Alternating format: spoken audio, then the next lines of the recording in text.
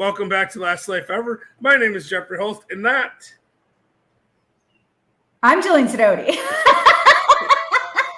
Starting to wonder if you're awake there, Jillian. Yeah. I'm never sure if you're going to introduce me or what have you. I also was like really focused on you welcoming people back.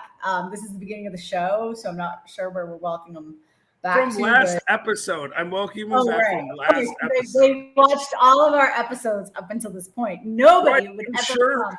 I'm sure that at least one person is in the middle of a multi-day binge of the Last Life Ever podcast right now. I do that whenever I'm sad and lonely. People say, I say, what did you do this weekend? And they said, I Last Life Evered and chilled. Something like that. I feel like maybe we ought to just get started with the show. We have an amazing guest today, Jillian. Who do we have on today? We have Nick Klingensmith, and he is the author of Through the Fire, the story of the 4-time cancer survivor, type 1 diabetic, recovering alcoholic who became an obstacle course racer and defied it all. He's also done 6 marathons. Jeff, how many marathons have you done recently? 7. And he's an obstacle course racer, and he believes his purpose is to overcome every obstacle. Jeff, so much of him, except for the obstacle course and his marathon running. I did an obstacle course once, actually. I did one of the Spartan races, like the 5K ones. Yeah, I actually did. I'll send you a video of it sometime. It was terrible. I hated it.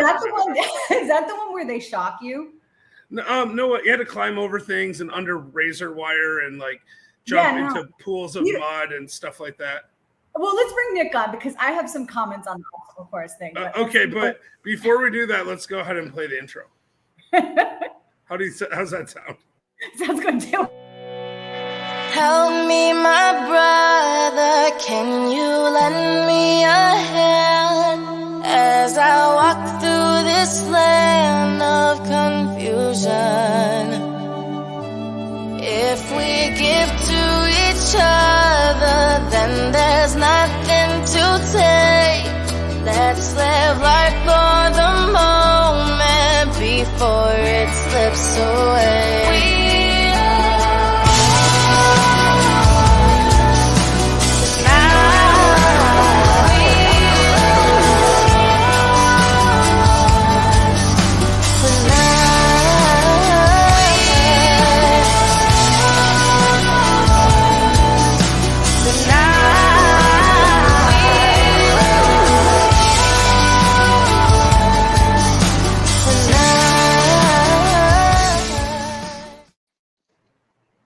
Hey, Nick, welcome to the show. Hey, guys, how you doing? Really, really well. Awesome. So, Nick, tell us, okay, you survived cancer a lot. Tell us what happened. All right. So, starting back in 2005, I was a salesperson living out in Western Massachusetts, working for a telecommunications company. I was in my early 20s. Living by myself and didn't really know what to do when you got sick, as dumb as that may sound.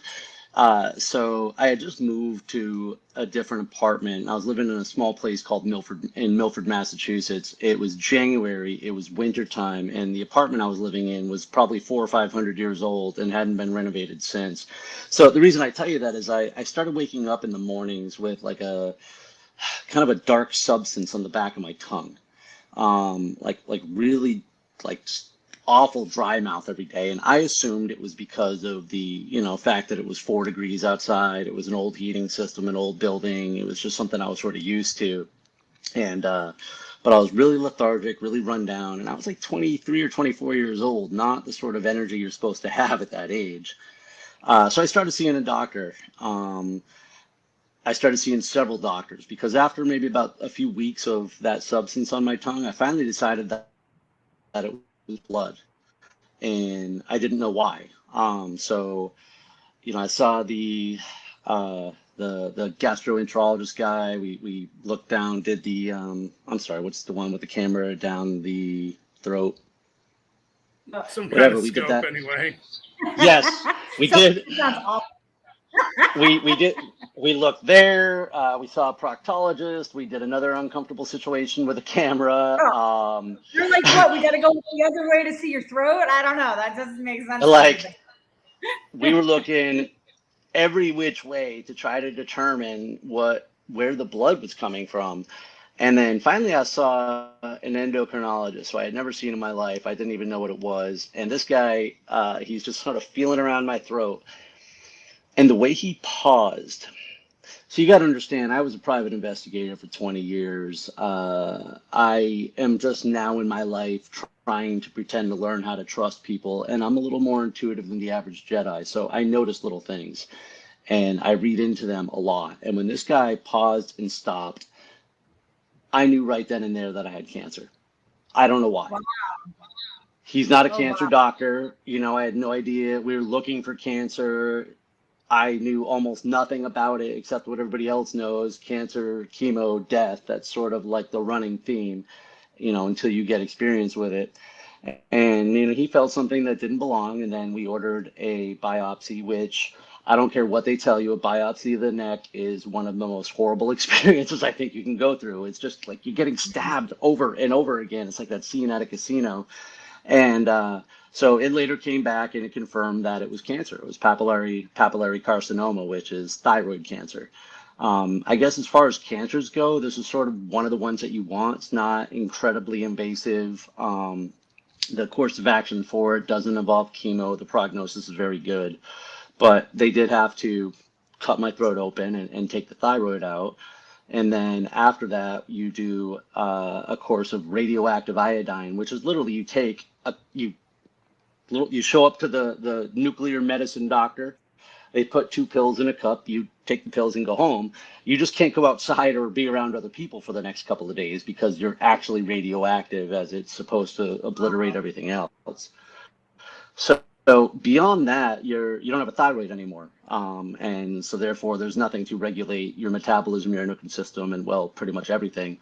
And so then you actually have to start just taking pills every day forever. The problem with those is that getting the dosage right, it's not just take 2 of these and call me in the morning situation. They, you know, as you get older, as you fluctuate weight, as just things in your life change, like those numbers are always going to change, and they do affect how the rest of your body functions. But beyond that, that was sort of it for cancer. It, you know, it was something that lingered in my mind. It definitely, yeah, I'll admit now that I think it haunted me. Just knowing that it had happened, it was there. It was a scary experience. But then I began to move on, and it was a couple of years later. It was 2007. I had moved to Florida. I had just found out I had just become diabetic. I was 27 years old. In late 2006, I just started like losing weight, like crazy. I lost weight over Thanksgiving. I lost like 60 pounds in like 2 months. I looked like a kid wearing his dad's suit. My cheeks were all sucked in. I was eating ice cream every day. It was amazing, but I just kept losing weight. And so my ex-wife, her dad was diabetic, and she was very well aware of what was going on, even though I wasn't. I finally went to the doctor, and they put me in the ER for 3 days. I was actually in ICU, because my blood sugar levels were up over 800. So they kept me under there.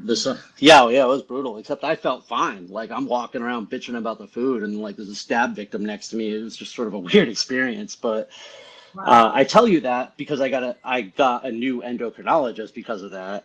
And then it was probably 7 or 8 months later, I'm seeing him for another routine type visit, and he's like realized nobody had been following up on my cancer. And so he ordered an ultrasound on my throat. And it was just the same feeling, you know, when you do something so many times that you begin to kind of feel the routine, you know, click, click, picture, you know, click, click, picture. You notice when something's off. You notice when it's like click, click, picture, pause, picture, pause, picture. You know, what are they looking at? What are they doing different? And again, I could have just been guessing, but something inside of me told me right then and there that cancer was back. So doc got the results. There was something in the ultrasound that didn't belong. which didn't really make any sense because supposedly my entire thyroid had been removed, but it turns out only half of my thyroid had been removed, and nobody knew that. So he ordered yet another biopsy. It was awful, and it confirmed cancer. So we went ahead and took the rest of it out. And then at that point, I had a bit of a falling out with the guy who was supposed to do the surgery, like the day before surgery. You know, something I realized along the way, 2005 was different. The first time was scary. Nobody told me what to expect. I had no idea. You know, back then I thought an 11 a.m. doctor's appointment meaning you were going to go see the doctor at 11 o'clock, not wait for 6.5 hours, you know, to see someone else. So, but 2007 was different. I sort of knew what to expect. You know what I did when I got diagnosed with cancer that day? I went to the bookstore. Oh, what? I went back in the day when people would do such a thing. I remember I'd gone out to dinner with my ex-wife, and there was a Barnes and Noble right next door, and I was like, well, I'm going to be sitting around a lot, so I might as well get some books to read. And one of the books that I got was, and I mentioned this in my book, but Lance Armstrong's It's Not About the Bike. And regardless of any of the, you know, stuff surrounding him and his accomplishments, like how he dealt with cancer, I think was incredibly inspiring. And it did something for me too. Because a couple of the takeaways in that book, one in particular was that he questions whether or not, you know, did I beat cancer or did the doctors beat cancer? And that's where I kind of got it in my head that we don't beat cancer. People don't beat cancer. People can survive cancer. You know, doctors can beat cancer. Medicine can beat cancer. God can beat cancer. A little love and luck can beat cancer. But all I can do is live. And I can live my best life as best as I can, as long as I can, regardless of the other stuff. And so I decided that that meant to me that I also had a standard for how I was willing to be treated by the medical community. Oh, that's interesting. Stop right there, because I have an unreasonable fear of doctors. It's not like one of those, like, no, I'm so scared, I don't want to go to the doctor, I can't. It's more like, oh, my dogs are going to join us now. I'm waiting for one of mine to realize I'm in here. But it's not. I love that transition, by the way, Jillian. You're like, it's not like I have an unreasonable fear of doctors. It's my dogs are going to join us. I know. Sorry, she just burst right through the door. Anyhow, it's not that. It's more like I just don't want to go. I don't want to go. I don't want to be told that I'm crazy, or that, you know, maybe I just need to exercise more, or maybe, you know, whatever thing. I've had so many experiences where I've been ignored by a doctor that it's just easier not to go, not to bother, just wait to see if it resolves, right? So I'm wondering if that's what you mean, like doctors being dismissive of you.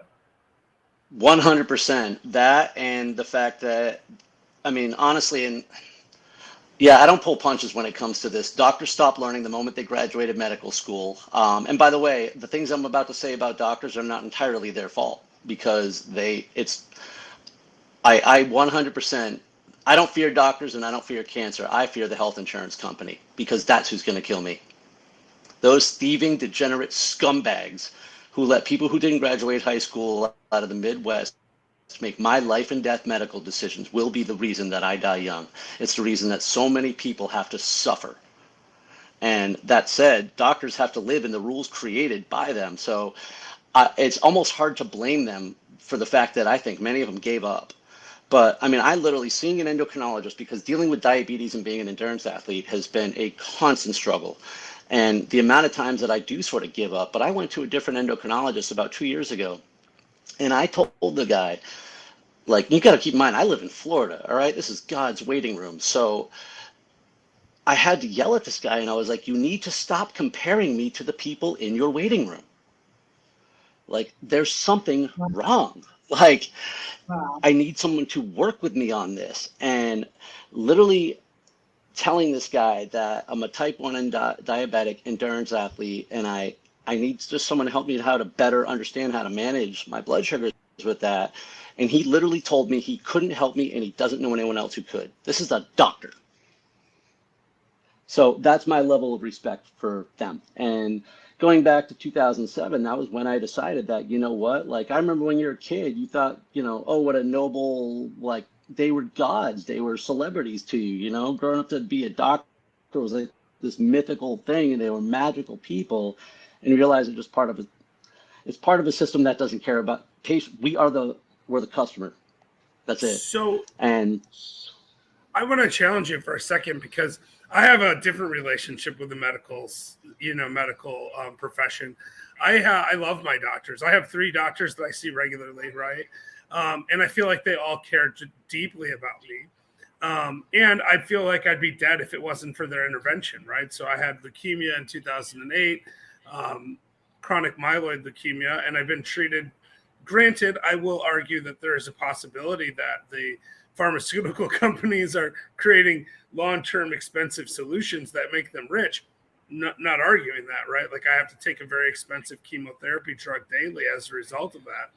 But the flip side is I'd be dead if I didn't take it, right?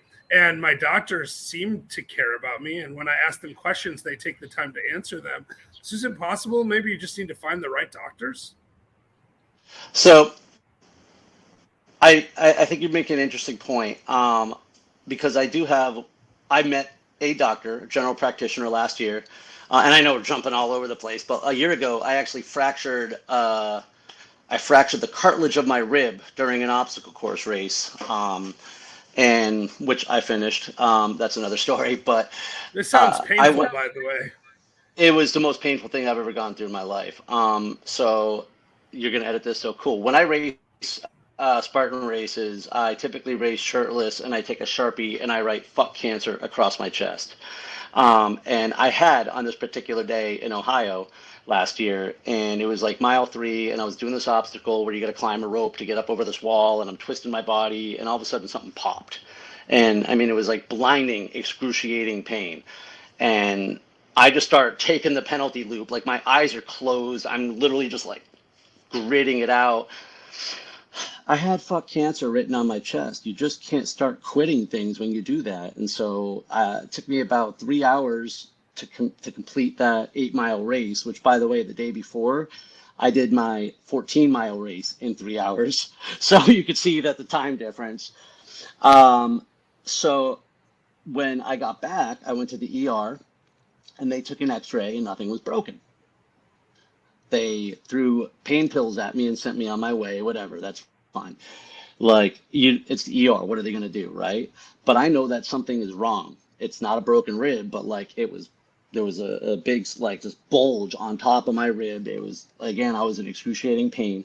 I called like 26 orthopedic doctors in this area. Not one of them would see me for it. Oh, I'm sorry, one did, just so I could go down there and have them tell me that, yeah, this isn't my specialty. And I'm like, well, you knew what the injury was. Why'd you have me come down here? So because of all the fun medical stuff I have going on, I always have specialists. I haven't had a general practitioner in like, I don't know, 10 years or so maybe. And so I finally just found a general practitioner. And I love this guy because he cares.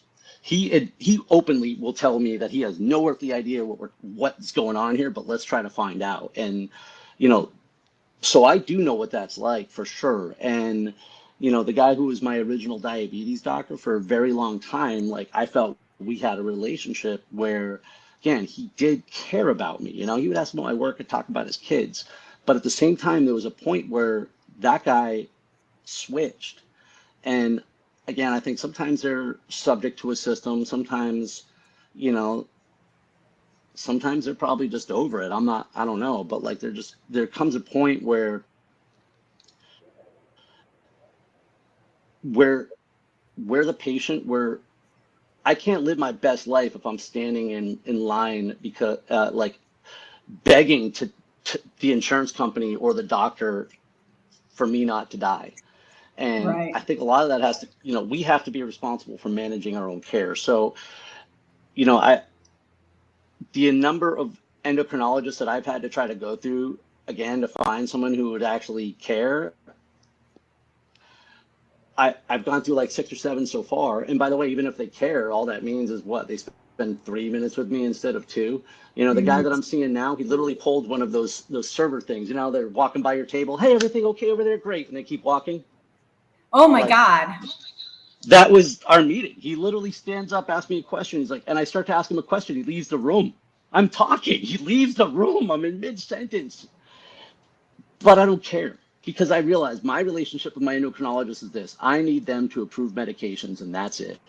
I don't need them for anything else anymore. I'm going to get my information from other diabetics. I'm going to get it from other people who have gone through what I'm going through. You know, I will find specialists. I'm learning more and more about nutrition to take over, you know, take back this part of my life because I know that I simply can't rely on them for the quality of it. You know, when I was initially going through, the thing that started this conversation was my experience in 2007, where, again, I didn't know what was going on here. Right? Surgery, then what? I was supposedly getting married in a month, you know, honeymoon in a month, and I had no idea if I was still going to be alive, let alone get to go on those things. And I was trying to ask someone for questions, just trying to get some sort of an answer. And then on top of it, they canceled my surgery the day before surgery because supposedly something during the pre-op didn't sit right with my heart, but nobody would answer the question. So I'm like, at this point, I lost my mind. And I mean it. I called them up and I was like, you're fired. I'm coming to get my paperwork. They're like, we'll mail it to you in 6 weeks. And I was like, I'm going to be there in 45 minutes. I'm coming to get my paperwork. I went up there, I took it, I fired them, and I felt so good. Even though I still didn't have any answers to the questions, because the way I just was being mistreated by the staff, I was like, I don't have to live this way. And as a result of that, I ended up going into Moffitt Cancer Center, which is one of the best cancer centers in the country. My doctor, a guy named who unfortunately retired, he was somebody who cared. You know, he was somebody who told me the truth, which is something that's rare when it comes to anything, I guess, in such a litigious world. It was nice to have him tell me something. True, right? And what? It's rare that anyone tells you the truth. Period. Not just doctors, right? Like, people are afraid of the truth now. So hey, I wanna stop you for a second though, because we're gonna run out of time and we talk about this forever. So that was your second cancer. You said 4-time cancer survivor. What are the next 2 cancers? Because here's my experience, right? The first time I got cancer, I was like, this is not great, and I was scared and I felt all that fear. The second time I got cancer, my reaction was, I don't know a lot of people that have multiple cancers and survive. Like, you know, you hear these stories, like somebody beats cancer, then they have a different cancer, and then it's like they die the next week. So I was actually more scared the second time, you know, an unrelated cancer than I was the first. I can't even imagine having to go through that 4 separate times. You know, the second time I think I was a little more scared. And I think all the feelings that I was holding back from the first time were hitting me because, you know, in 2005, I was this young kid. I had nothing to lose. You know, here I am in 2007. I'm in Florida. I have a nice place. I have a girl I'm about to marry. I have a job. Like, things are good. And I'm like, holy shit, I'm about to lose all this, or am I, or what? And it was emotionally draining trying to pretend everything was okay.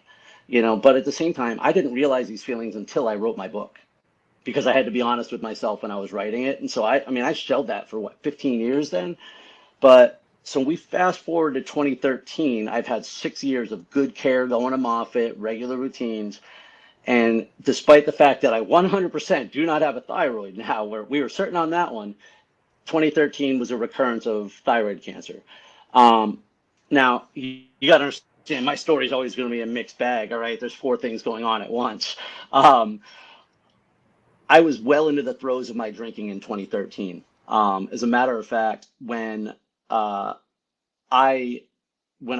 got that tumor, I had actually just decided to stop drinking, but not attend any sort of program, or just I decided I was going to do it on my own.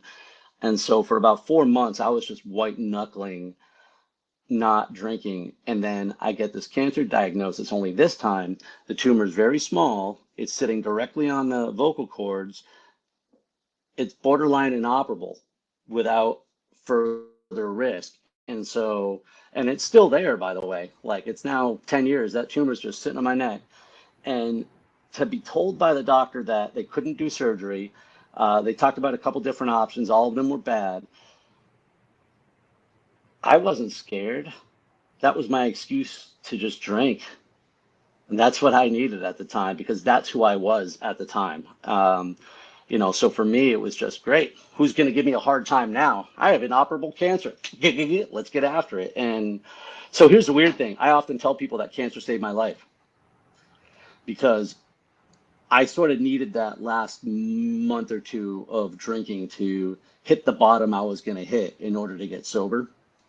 11 months after I got sober, my mom died, and I had a very fractured relationship with her. And I was pretty much well committed to the fact that I think I probably would have drank until I died had I still been drinking at that time. So, the strangest, most roundabout way, I got cancer a third time. It was my excuse to take let the genie out of the bottle, and it got me to where I needed to get sober so that I could handle everything else that's come after that, including the fourth experience with cancer, which was the different one. Well, I want to stop before you get to the fourth one. I want to ask you, what did you do to what did you do to stop drinking? Because I find stopping drinking, societally speaking, to be one of the most difficult things to do. I have lived now in two different places in my life. The place I lived before I lived where I am now, which is Puerto Rico, was a place that had wineries everywhere. Everybody went to the wineries. That's what you did. You go to the wineries. So you were almost it was almost as if you lost a social circle if you stopped drinking, right? And same here in Puerto Rico. I have to be away from certain friends to give myself that space to not drink, because otherwise we'll be drinking every day. I mean, it's like the town I live in looks like it's practically sponsored by Bacardi and Corona. There's signs everywhere. So I find I'm actually really interested in that, because I admire anybody who can stop drinking. It's not an easy thing to do.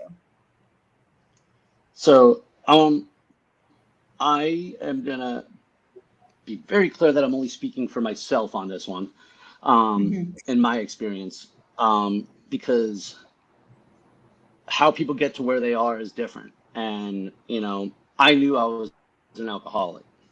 I always knew I was an alcoholic. My father was an alcoholic. His father was an alcoholic. I had a superpower of drinking. I knew that one day that superpower would become my kryptonite and I would have to stop. I just knew it.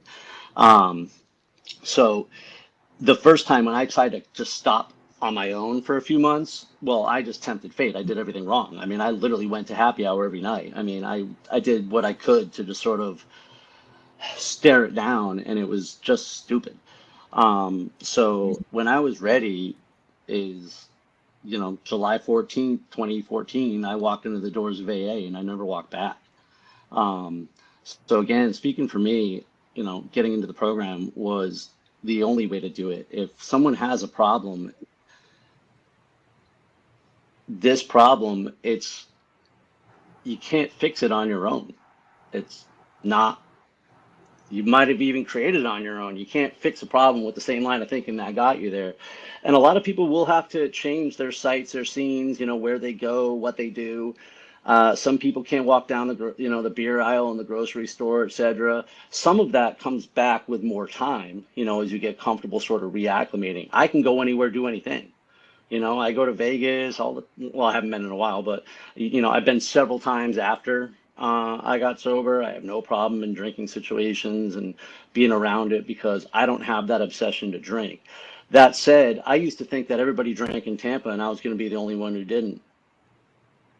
Like everywhere I went, I thought what a party town it was. And when you decide that you want to go do something besides drink, you start seeing all the things that are there besides drinking. But, awesome. yeah, something some things are a social scene. I mean, I used to every year at our work conference, I was one of the last guys who closed down the bar, and I had it in my head for years that it was just a big drinking bash, and everybody stayed up at the bar till 3 in the morning and stuff. And then, my first year at one of the conferences sober, I stopped down at the bar at like 11 o'clock at night. There's two people left, and it's dark and dingy, and I realized that was me. It's always loud in a bar. You never realize that there's nobody else there. They always want to make it seem like it's hopping. So, but there are people that what we did find out was that we weren't friends. We just drank together. We didn't enjoy the same things. We just enjoyed drinking together. And so, unfortunately, yeah, some of those relationships do tend to go away. But it wasn't. You didn't have anything in common besides the drinking. So it's like anything, if you want something better in your life, you have to be willing to let go of something else. Yeah, I think that's right. All right, so now let's move on to that unrelated cancer. So what happened there? What was that about? Just like that's enough of that. I don't know. I mean, listen, I'm curious about this because that's the one that got me, right. Like if I had just been like, Yes. oh, your leukemia's back, like you got to do this new treatment, I think I could have handled that. But when I got diagnosed with melanoma, completely unrelated to my leukemia, I went, oh, now I'm that guy that gets multiple cancers. Like I'm going to die for sure any second now. And that was really difficult for me. I mean, I made it through and I'm still not dead, so it could be worse. But I'm always curious to hear how people respond to these things. Well, this one is interesting because this was the one that tested me the most. Here I was 2 years sober. All right. Remember last time I was like, it was my excuse to drink. This time I'm living a better life. I don't want to go back there. And I was getting a massage and all of a sudden she goes, huh, what's that? And there was just this bump and this kind of pocket back there that I was like, well, all right. I'm going to Moffitt anyways to go get my quarterly ultrasound in a couple days. So, and when I did, I was like, hey, while you're back there, do you mind checking that out too? And they weren't really used to having someone order off the menu, but they did it. And here's the thing. This was actually the least. I always feel like I'm sitting at the kiddies table when I talk about cancer to other people with cancer because thyroid cancer, again, it's such a high Jesus, the word I'm looking for here. It's a good one to have as far as cancer is concerned, right? High survival rates, right? Yeah. Yeah, prognosis. That's what I was looking for. Such a good prognosis, but at the same time, here I was getting told that I had a different cancer. I was going to the sarcoma clinic now at Moffitt. It was not the same thing. I wasn't just surrounded by like old people dealing with their thyroids, and it was in the back of my head. I'm like, all right, so am I going to lose all my hair? Like, what's going to happen? Am I going to live or die? Because this time my attitude sucked. And, the reason being is because I got it in my head and I said, there's kind of like you just said, Jeff, there's only so many times you can get cancer and not die.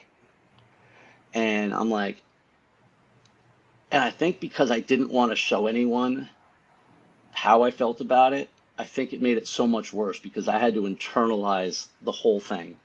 And, the doctor's trying to figure out what it was, what to do about it. It's not like there was no roadmap. And, I didn't want to worry my girlfriend. I was about to take on this new project, this new department at work. I'm like, all this stuff. And I'm like, I can't deal with this right now. So I started just worrying. I was like, is this it? Is this all been like a waste? Is this going to be the one that gets me?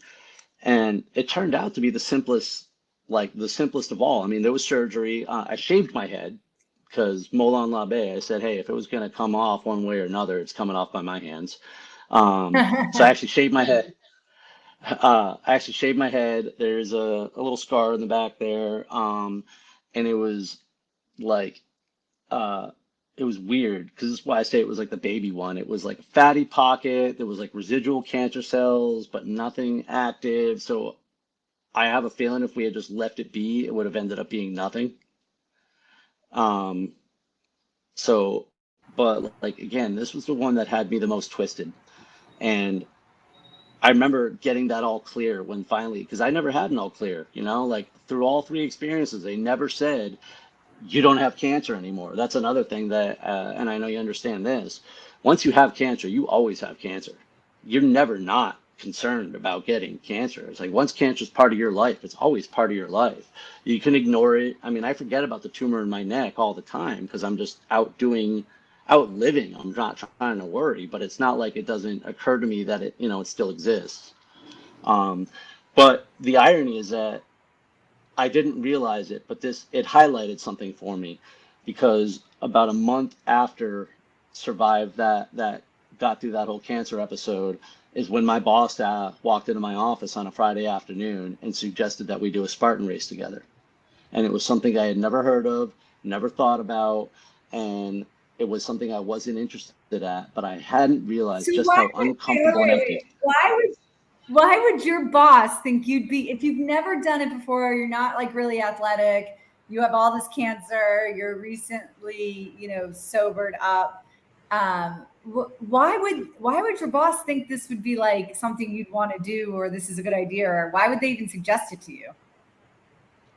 We were friends, and it was just a goal of his, and he was just trying to recruit some suckers to do it with him, and I was one of them. That's how I ended up doing my Spartan race, Julian. Like my boss at the time, I think just wanted to torture me and kept asking me until I finally consented and did one. Oh, what? Is that true? That's hilarious. True. Yeah, it just happened. Wow. Yeah. It was a very challenging situation for sure. But anyway, it was. I have a lot of respect for you doing those, Nick, because they're difficult. And I just did the short one, right? Like the little 5K one. I'm assuming you're doing the longer ones than that. I'm doing them all. My biggest goal of the year, which has now been my goal for 3 years, is to run the ultra in Killington, Vermont. It's like a 33 mile, 18,000 feet of elevation, probably 70 obstacles, give or take, on a mountain in Vermont. But I mean, I run all the distances. I was in Ohio a week ago, and they had all 3 distances on that mountain. But that's what I hadn't realized, and what my 4th time with cancer showed me, was that there was something missing in my life. Like there was a hole there, and I was uncomfortable and I hadn't realized it. And that's when I was like, all right, I got 9 weeks to do this Spartan race. I wanted something to commit to. I wanted to be active again. I wanted to start living again. And it just gave me a goal. I just didn't know that it was going to literally change my life. Yeah. Wow. So that's amazing. Actually, I want to go ahead, Jillian. Oh, no, please, by all means. I mean, like, we never go this long on interviews, so that's how enthralling this is. I am a yapper.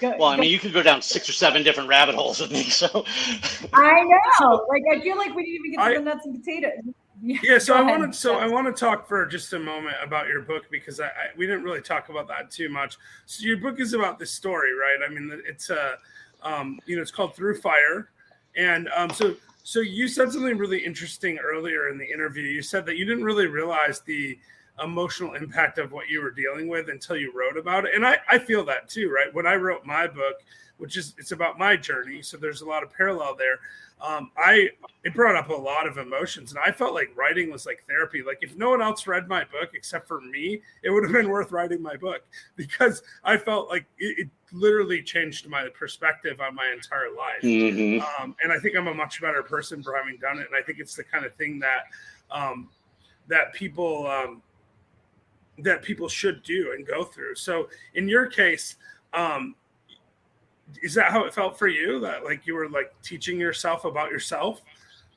I didn't know that's what it was going to do. Like you, I actually just started writing it for me. And I just started writing, and I used to have this house on the water in Tampa Bay, and I would just take a legal pad and I would go sit on the dock, and I would think about a scene, a relevant part for my life, and I would just write. And so that part didn't hit me emotionally yet, because it seemed very abstract, right? It was when I was taking the 125,000 word jumbled manifesto and turning it into an 87,000 word book and reading it over and over and revising it over and over. And then you start to see the pattern and you start to realize that you've been telling yourself a bullshit story for 20 years. Because I don't, the format of the book, because it's not a life story, it's my story. And the thing is, the obstacle course racing is the manifestation of the life changes that I've made. And the book is about the lessons that I've learned from doing it. But if I don't talk about who I was, and if I don't talk about my fears and my insecurities, and if I don't talk about the shitty things that I did as, when I was drinking, then it's just a book about a mediocre middle-aged athlete. And so I had to get extremely naked. There's nobody's going to care about who I am now if they don't know who I was then. So there's a chapter I wrote on my mom, and there are things in that chapter I've never said out loud to another human being. I never told anybody how I felt about my sister dying. I never told anybody I was scared about cancer and things I didn't know I was scared until I went through it. And I'm like, dude, you fucking cried on the way to work. I'm like, what do you think that was about? Yeah, that is so true. And I mean, for me too, I opened my book with this story about when I was 17 and I walked into a bathroom with a knife with the intent to kill myself. And I never told anyone about it. Like, no one knew about it until I shared it with my now ex-wife after I wrote the book, right? Like not a single person had ever heard that story. So it wasn't a cry for help. It's very foreign to me now because I'm like, I can't even imagine being in that situation where I thought that was a good idea. But it was a real thing that I went through. And I had to tell people that to get them to understand how significant the change was, right? I had to be completely authentic. And it's really hard to do, but doing that, and I think the lesson that people can learn from this is they don't have to write a book to do it. But if you tell your story and you're authentic, all of us go through hardships. We all have struggles and all of us overcome stuff. And if you tell that story and you share it, even if it's just with a couple of people, it can change your entire life because it forces you to pay attention to the things that are really important to you. And I think that's the secret, I think, to that whole thing. And I'm really excited to read your book. I ordered it this morning. I followed you on Instagram at Stride Motivation. And I'm really glad to have you here. So, Jillian, anything you want to ask before we wrap up with Nick here? No, I just want everybody to encourage everybody to follow Nick on TikTok. That's how I found Nick. And he starts it's his video because he starts it right here. Every video starts right here. And I just love them. So follow him on TikTok, follow him on Instagram. Today's guest was Nick Klingensmith. I screwed it up at the beginning. I think you screwed it up again. We should let Nick tell us how to say his name. I used to spell it until I was in the second grade, so don't worry about it. Nick Klingensmith. Okay. Emphasis on the again. Klingensmith. All right, well, we got that. Nick, I'm really happy to have had you here. And Jillian, would you like to take it away? Yes, thank you, everybody. Thank you so much to our guest today, Nick. And check him out at Stride Motivation on Instagram. You can check him out on TikTok and buy his book, Through the Fire. Everybody, we'll be right back. Thank you. Go!